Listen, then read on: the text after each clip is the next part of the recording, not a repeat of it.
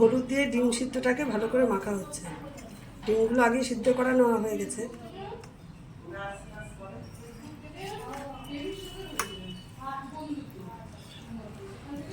তেল গরম হয়ে গেছে, এবার ডিমগুলোকে আস্তে আস্তে ভেজে নেওয়া হবে।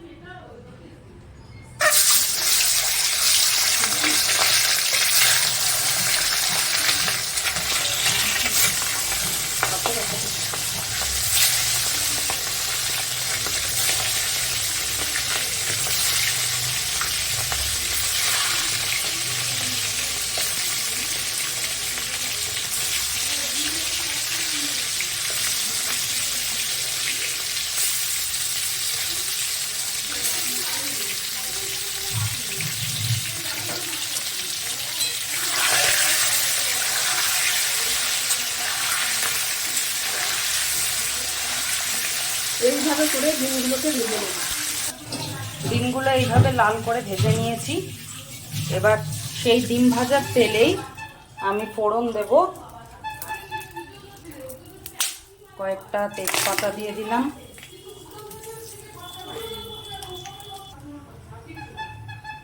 একটু জিরে দিয়ে দিলাম তেলে,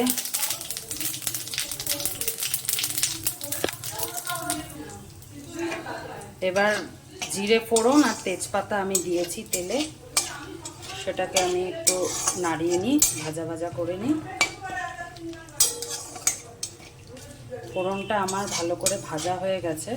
এর মধ্যে আমি পেঁয়াজ কুচোনো আছে, সেই পেঁয়াজটাকে দিয়ে দেবো।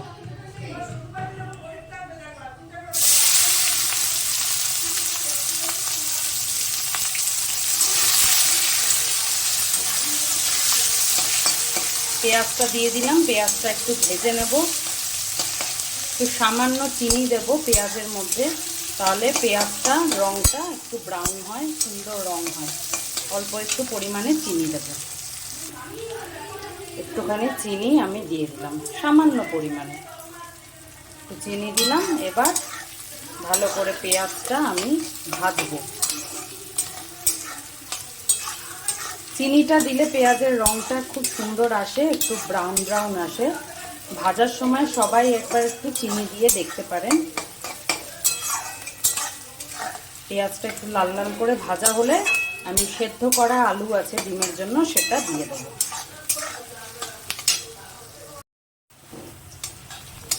পেঁয়াজটা দেখুন ভাজা ভাজা হচ্ছে। এবার এর মধ্যেই আমি দিয়ে দেবো কুচনো টমেটো। দুটো টমেটো আমি কুচিয়ে রেখেছিলাম, সেটা আমি দিয়ে দিচ্ছি। একেবারেই মশলাটার সাথে এটাকেও ভাজা হবে এবং টমেটোগুলো ভাজা হবে, তারপর আমি মশলাটা দেব। একটু ভাজা হোক পেঁয়াজ আর টমেটোটা, তারপর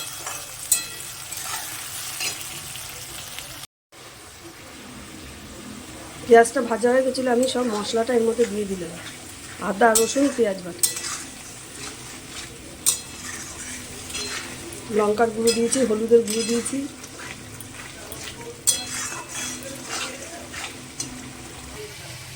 মশলাটা আমার হয়ে গেছে। এর মধ্যে আমি আলুটা দিই। আলুটা আমার আগে সিদ্ধ করা।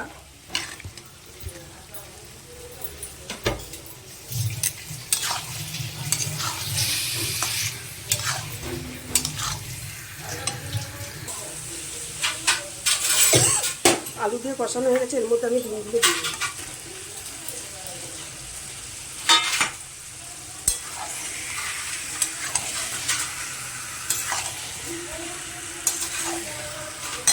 একটু জল দিয়ে দেবো।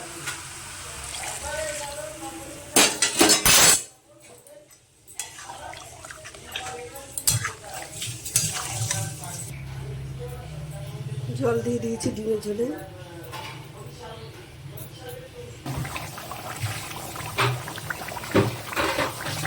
ডিমের ঝোল হয়ে গেছে। এবং আমি